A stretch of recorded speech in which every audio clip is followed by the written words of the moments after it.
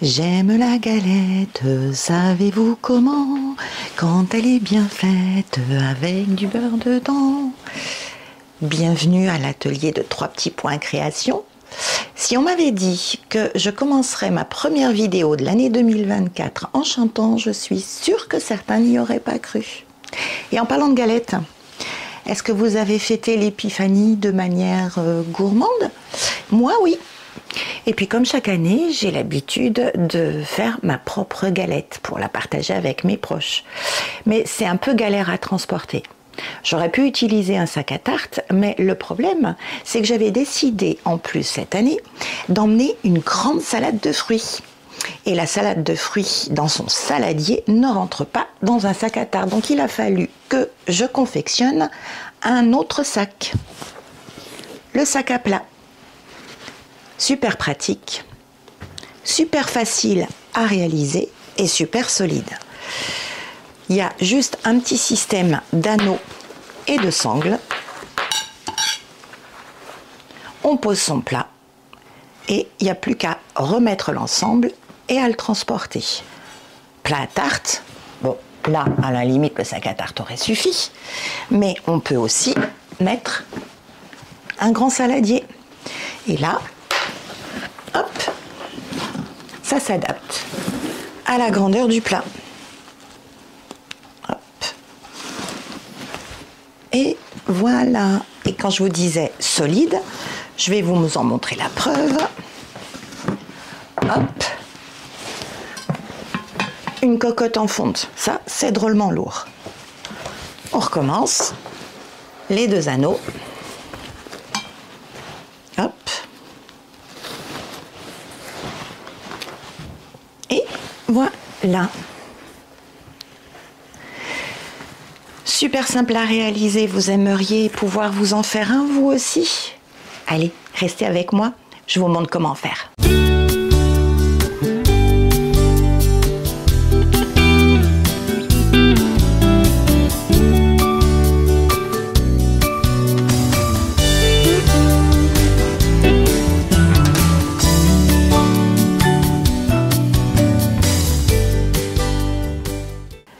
Alors, avant de commencer, je me présente, je m'appelle Sarah, je pratique la couture depuis un peu plus de 15 ans maintenant. Je vous présente aussi mes 2 assistants, Bobine et Patch, qui sont un petit peu mes 2 Pinocchio. Je vous les présenterai un peu plus longuement une prochaine fois. Pour aujourd'hui, je vous propose de voir comment réaliser le sac à plat. Alors, voyons tout de suite quelles sont les fournitures et le matériel dont nous allons avoir besoin.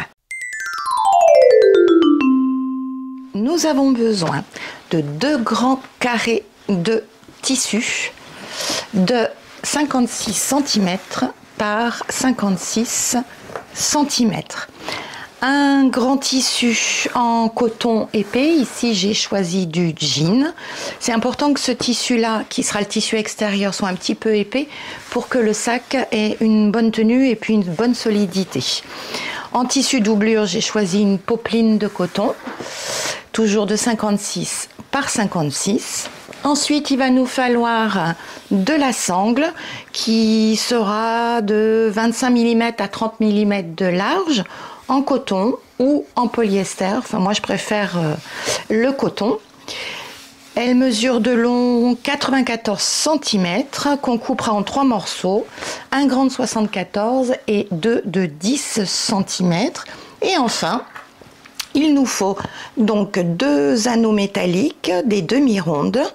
Il faut que l'anneau soit de bonne largeur par rapport à la sangle. Ici, mon anneau fait 3 cm, donc ma sangle passe facilement dans l'anneau. Donc là, c'est impeccable.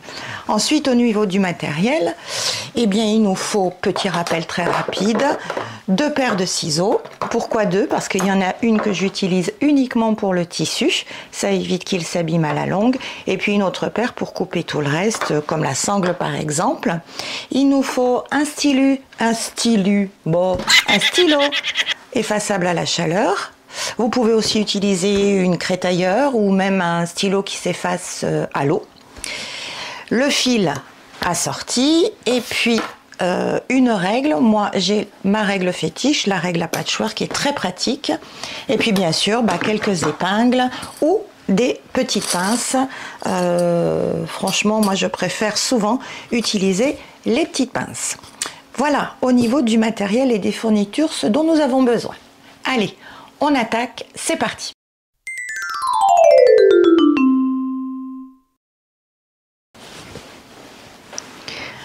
Alors, première étape, on va couper les 4 angles des 4 grands coupons de tissu. Pour cela, pour chaque angle, on va procéder de la même manière.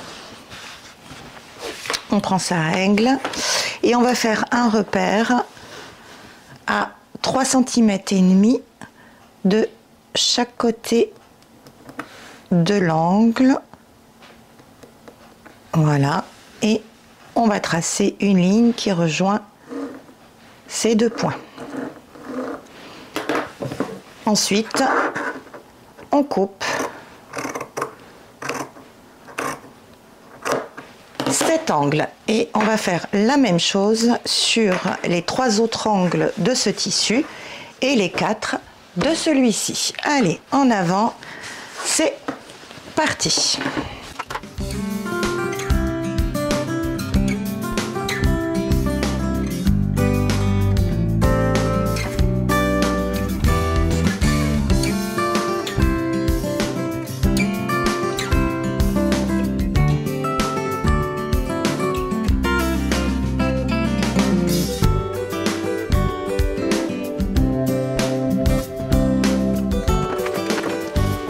Voilà, alors maintenant, on prend, deuxième étape, le grand coupon de tissu épais. Ici, c'est mon jean.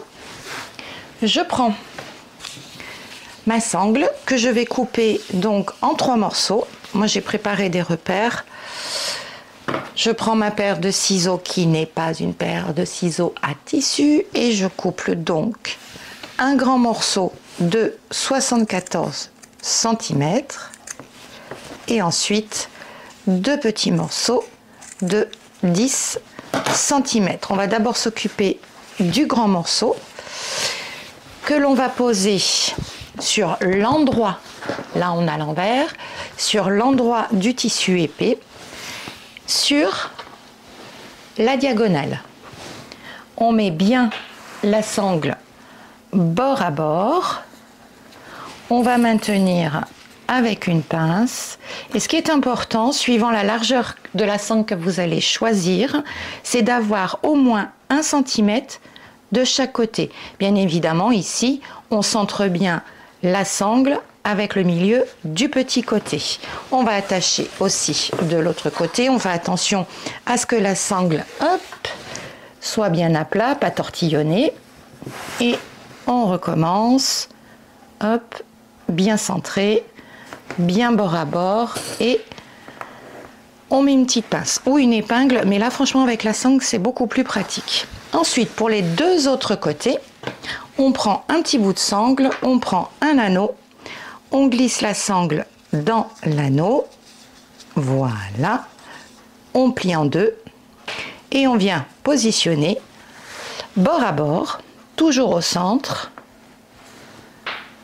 l'anneau vers l'intérieur et on met une petite pince et on fait la même chose de l'autre côté. On prend la sangle que l'on glisse dans l'anneau, on plie en 2 et on place, on centre et bien bord à bord et on pince. Maintenant on va passer à la machine à coudre et on va faire une petite piqûre de maintien à 5 mm du bord au point droit et on n'oublie pas de faire un point d'arrêt au début et à la fin. On va à la machine et je vous montre tout ça.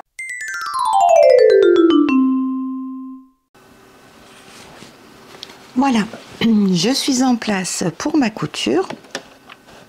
Donc j'abaisse mon pied presseur, Et je vais commencer avec un point d'arrêt parce que la machine elle fait pas de nœud au début et à la fin. Donc pour que le fil ne se défasse pas après avoir cousu, on fait en fait un petit aller-retour, c'est ce qu'on appelle un point d'arrêt, et on en fait un au début et à la fin. Allez, c'est parti, je suis à 5 mm du bord. Marche arrière, quelques points, hein, pas beaucoup. Voilà, on peut l'aider un tout petit peu parce qu'il y a un peu d'épaisseur. Hop, et j'arrive au bout, un petit aller-retour. Et voilà, je lève mon pied presseur. J'ai oublié de vous préciser une toute petite chose, mais qui a son importance, c'est de prévoir, comme on a un tissu épais ici, de prévoir une aiguille qui soit en fonction de cette épaisseur. Donc une aiguille à jean, c'est très bien. Donc on va faire la même chose sur les 4 angles. Hop. Là c'est un petit peu plus épais, mais ça passe, il n'y a pas de souci. Hop. J'abaisse mon pied presseur et c'est parti. Point d'arrêt. On y va doucement quand c'est un petit peu épais. Un petit aller-retour, point d'arrêt. Et c'est fait. Allez, je finis les 2 autres angles et je vous retrouve tout de suite après. Voilà. Alors, on a bien fixé nos sangles, on les laisse bien vers l'intérieur de notre ouvrage. Hop, on enlève ça. Et maintenant, on va prendre le tissu doublure, le superposer sur le tissu extérieur,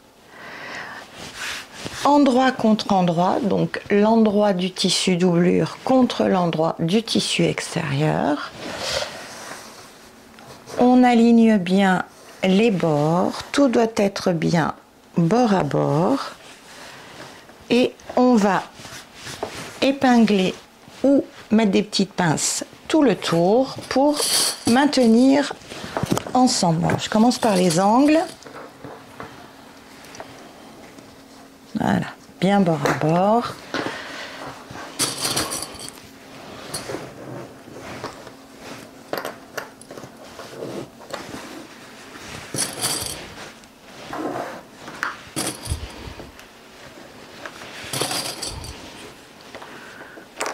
Voilà.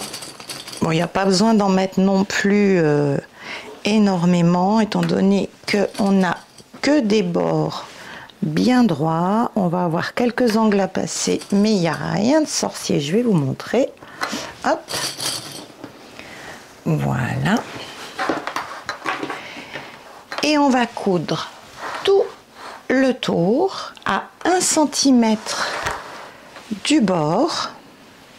Voilà, tout le tour. Mais surtout, on va penser à laisser une ouverture d'environ 10-12 cm que je vais marquer pour bien y penser, parce que ça m'arrive d'oublier. Une fois que je suis partie dans ma couture, je ne m'arrête plus. Voilà, donc je me trace des petits traits pour bien y penser. Donc je vais partir d'ici, je vais faire tout le tour et je vais m'arrêter ici. Point d'arrêt au début, point d'arrêt à la fin. Allez, à la machine.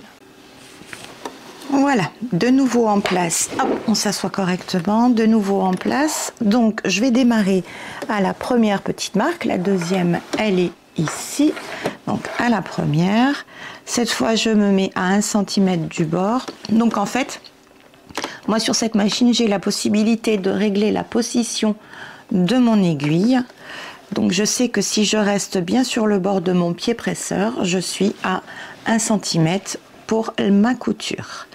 Allez, mon pied est baissé, c'est parti, un petit point d'arrêt, marche arrière, et c'est parti. On va aller jusqu'à l'angle.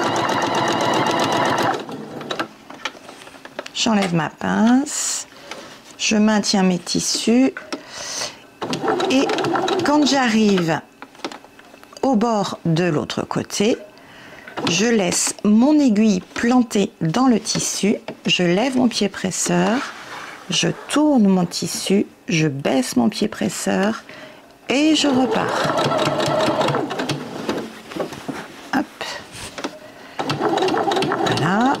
j'arrive à l'autre bord, je vois que je suis à peu près à 1 cm, je laisse mon aiguille plantée dans le tissu, je lève le pied, je tourne mon tissu, je baisse le pied et c'est reparti.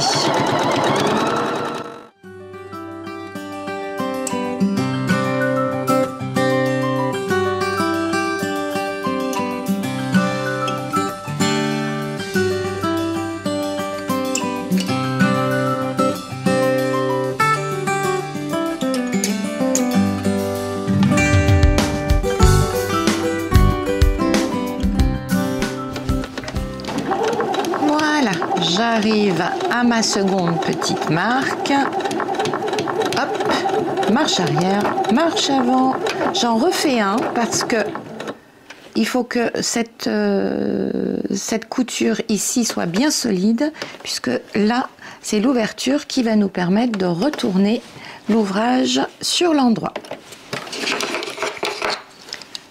Voilà, allez, on se retrouve sur le plan de travail. Voilà, allez, on coupe bien les petits fils de couture qui dépassent. Là, j'ai oublié parce que généralement, je les fais bien au fur et à mesure. Voilà, donc ici, on a une ouverture par laquelle on va pouvoir retourner notre travail sur l'endroit. Mais avant cela, on va dégarnir les angles parce que comme on va retourner le tissu de l'autre côté, ici ça va créer une surépaisseur, donc on va l'enlever. Pour ça, on va couper le long de l'angle, le plus près de la couture, mais sans couper la couture, bien évidemment. Soit on coupe tout droit comme ça, ou alors on peut faire comme une encoche. Voilà, ce qui permettra de déplacer le tissu et surtout de l'enlever. Je ne sais pas pourquoi j'ai dit déplacer d'ailleurs, parce que ça n'a rien à voir. Donc je prends mes ciseaux à tissu, hop. Donc soit comme ça, voilà, ou alors tout le long, sauf que là on a la sangle qui est un peu plus dure, comme ça. Et on fait comme ça pour les 4 angles. Donc là, j'aime pas bien parce que du coup, mes ciseaux à tissu coupent autant de sangles que de tissu. Alors, ça n'en coupe pas énormément, hein, mais voilà, ça va permettre de dégager cet excédent de tissu qui va nous gêner, ou en tout cas qui va créer des plis assez disgracieux une fois qu'on aura retourné notre ouvrage. Voilà. Hop.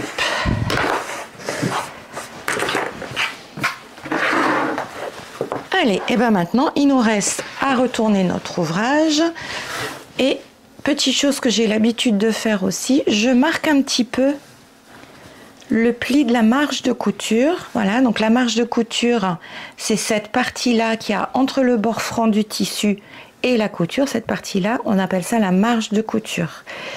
Donc le long de la marge de couture, hop, je prépare légèrement mon tissu. Voilà, le jean, c'est un peu plus compliqué. Et on y va. Hop, j'enlève ça là. On retourne notre tissu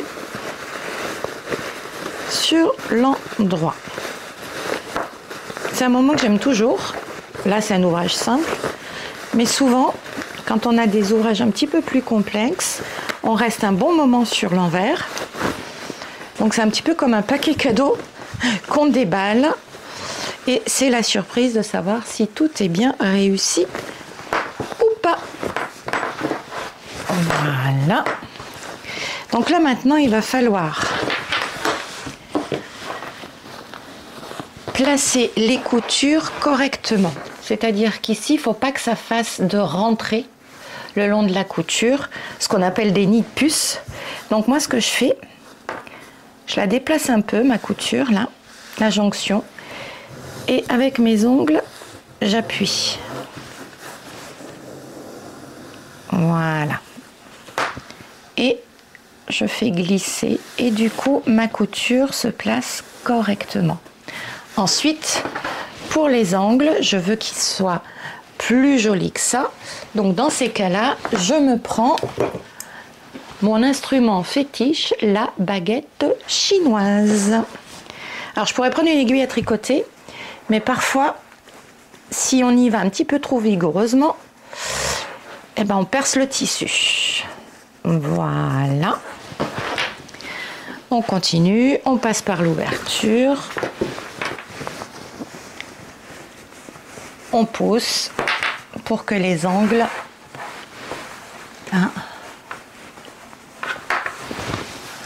Voilà. Et je continue. Sur les lignes droites, j'appuie avec mes ongles le long de la couture. Je fais glisser. Voilà. On va faire ça de tous les côtés et surtout à mesure, on va passer un bon coup de fer en insistant bien sur les coutures. Et ici, on va rentrer les marges de couture. Voilà pourquoi je les ai pliées un petit peu avant. On passe un petit coup de fer. On place éventuellement une ou deux pinces ou une ou deux épingles avant de retourner à la machine à coudre. Allez, je passe au fer à repasser, je vous retrouve juste après.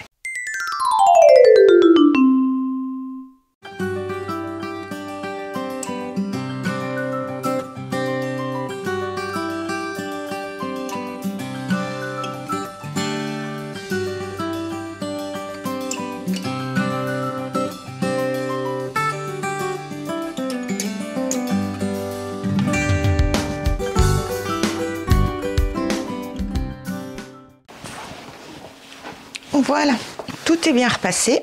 J'ai mis des petites pinces au niveau de l'ouverture et maintenant on va passer à la machine à coudre et on va faire ce que l'on appelle une surpiqûre. Donc ça va être une couture extérieure. On va prendre son temps, c'est une couture que l'on va voir.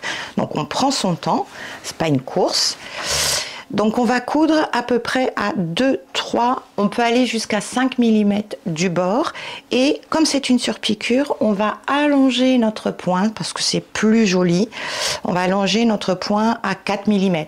Généralement les machines à coudre, le point de couture standard, la machine est réglée sur 2,5. Là pour la surpiqûre, on va allonger notre point à 4 et on va faire tout le tour. Au tout début, on n'est pas forcément obligé de faire un point d'arrêt au tout début puisqu'on va revenir sur le début de la couture et le point d'arrêt qu'on fera à la fin sur les 2-3 premiers points qu'on aura fait au début, ça devrait suffire. Allez, c'est parti. Voilà, donc je vous montre sur ma machine les longueurs de points. Donc ça se passe ici. Hop, on va avancer un petit peu. Voilà. Donc là, c'est la position de l'aiguille. Donc c'est ce qui me permet ici de la faire bouger de droite à gauche. Et ici, c'est la longueur du point. Donc là, je suis à 2,5 puisque jusqu'à maintenant, j'ai fait des coutures d'assemblage. Donc maintenant, je vais passer en 4, donc c'est parti. On va appuyer ici.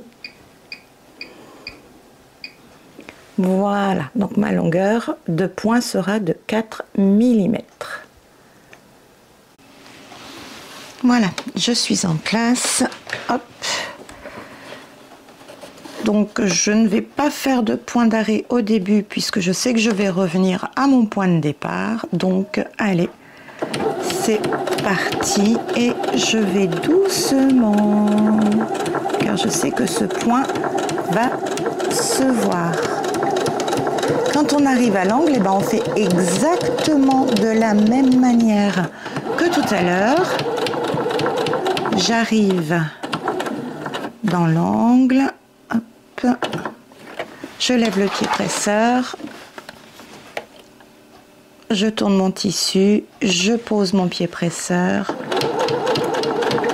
et je continue. Donc du coup, cette surpiqûre va permettre de tenir proprement les bords, le tissu ne va plus rouloter et en plus ça fait une deuxième couture de maintien pour les sangles, donc du coup l'ouvrage sera encore plus solide.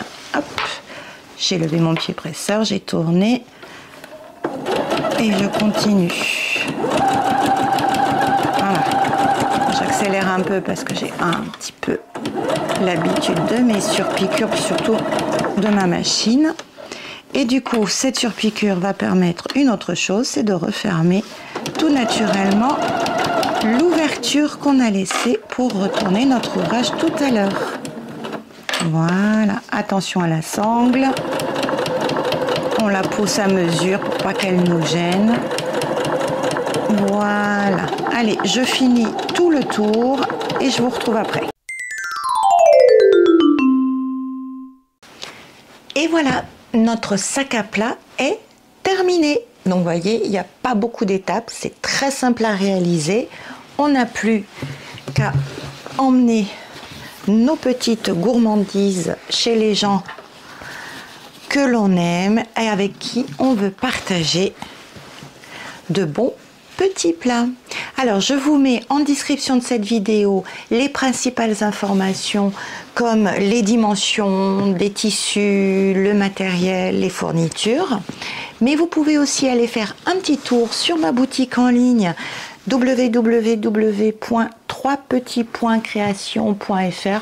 Vous tapez 3 petits points création sur votre moteur de recherche et ça va sortir tout seul.